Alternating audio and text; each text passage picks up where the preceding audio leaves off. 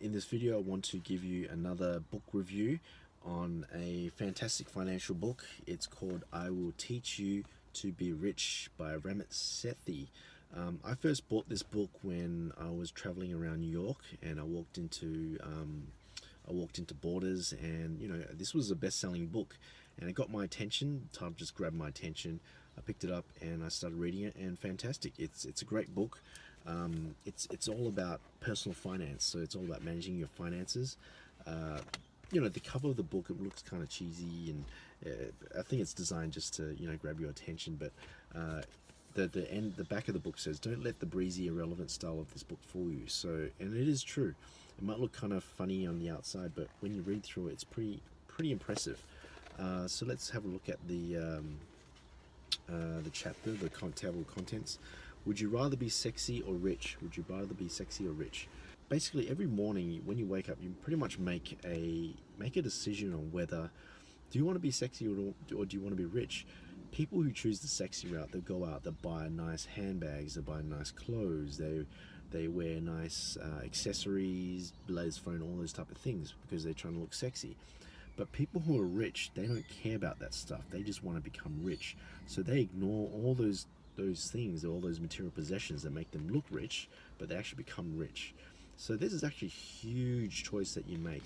And a lot of people, I've seen poor people, what they do is they buy, they don't have that much money, but they go out and they just buy like the latest, smartphone, and that it makes them look rich, but they're really not rich. They're still poor. So instead of investing that money from a smartphone, they could have invested into furthering their education, or they could have invested into investment course, whatever it is, something that will move the needle to make them become more rich. The next chapter, he talks about optimizing your credit cards. So this chapter, he talks about you can actually negotiate with banks, where you call up the bank, and let's say that you're late on your payment. You can actually call up the bank and say, "Hey, I'm a bit late on my payment. I don't think I can pay for this.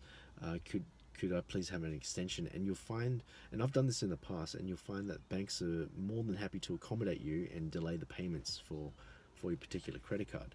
I did this in the past where I was a bit late on my payments, and I called up the credit card company, and I said, "Look, I need like 30 days to pay for this because I just lost my job," whatever it is. And then they'll say, "Yep, no worries." The reason why you can do this, the reason why you can call up the banks and you can push back the payments, is because they want to hold you as a customer. They know that the longer they have you as a customer, the longer they can make money off you, the more they can screw you, right? So there's a lot of obviously, as you know, there's a lot of fees that goes into credit cards. So they know that the longer they hold on to you, the longer they can make money off you. So that's the reason why they're so accommodating to to delay your payments, and they just want to hold on to you longer. So that's pretty good. There's another chapter called Beat the Banks. So in this chapter, Ramit talks about you can choose different types of bank accounts that produce better interest rates. So that's pretty interesting. In another chapter is conscious spending. So in this chapter, Ramit talks about analyzing your spending habits, where you can actually have more money and still do the things that you love. So a lot of people think that when you if you're on the way to you're trying to build like a financial fortress, what you do is you just scrimp on everything, and even though yes, you can do that, you can still go traveling and stuff like that. So just still be conscious about what you spend, have a budget and everything, but know clearly about the amount of money that you need to invest, or the amount of money that you need to travel, and you can still do those type of things. A very important section on this chapter is also the envelope system. Now this is quite interesting, because I actually discovered the envelope system by myself when I was with my ex-girlfriend at the time, and I didn't have that much money. And one time we went out and I didn't have any money in my pocket, and she ended up paying for everything. I felt miserable, I felt like an idiot, right? And basically the envelope system is it's a budgeting system where you calculate how much that you're making and how much that you're spending per month, and you set that aside into these separate envelopes. So take, for example, let's keep things simple.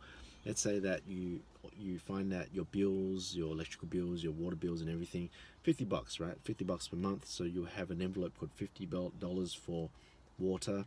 You have another envelope called $50 for electricity, and so forth, right? So you've got your set envelopes for your expenses, and then you also create another envelope for your savings or your investments. When you've set up your envelope system, every time when you get paid, you can take that money out and you just automatically put that money into those envelopes, and that's it. You've managed your finances, and you don't have to really worry about anything because it's all nicely organized. I've been doing this for years, where I set up my envelope system.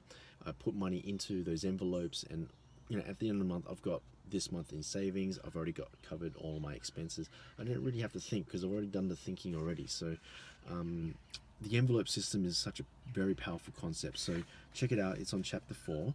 And there's also other bits and pieces such as maintaining. In the last chapter, he talks about the rich life, which is all about student loans. Should you pay them down or should you invest?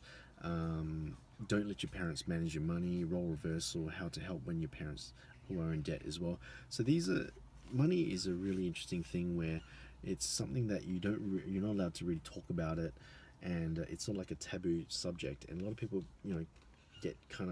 they get freaked out when they start talking about money, and when you're trying to earn more of it, right? So it does touch on a few topics that makes you think. So this chapter talks about should you go ahead with paying down your student loans, or should you let your parents manage your money, and so forth, because at the end of the day, it's your money, and you're the only one that's going to be mostly concerned about it. There's other people that say they'll look after it, they care about it, but the most important person that cares most about your own money is you. That's all it is.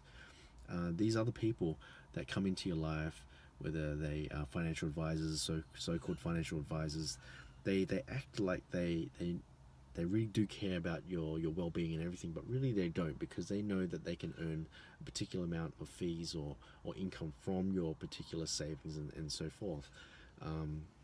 So you'll come across this in life as well. I once worked with a financial advisor who was really smart and everything, but then he I ended up buying his insurance and everything, and he sounds so convincing, but I ended up losing a lot of money just by going through this guy. And then when I did some research, I found out that he's actually, he extracts a lot of cash from these clients, and he's actually getting richer, and I'm not. So you got to be careful. Everyone sort of has an agenda. I know it sounds really sounds kind of paranoid, but just keep in mind, it's your money. You're the one that's worked hard for it, so you're the one that makes the decision. And that's pretty much the essence of this book, and that particular chapter as well. So anyway, I will teach you to be rich by Ramit Sethi, and go check it out. It's all about personal finance. You're gonna love it. Very easy to read, fantastic content, and go check it out. Thanks.